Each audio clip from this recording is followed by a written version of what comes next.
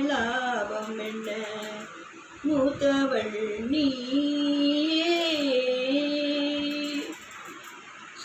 தன்னையே தேய்த்து தரும் சந்தனம் உந்தன் உள்ளம்.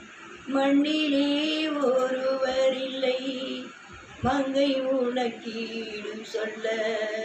தன்னையே தேய்த்து தரும் சந்தனம் உந்தன் உள்ளம்.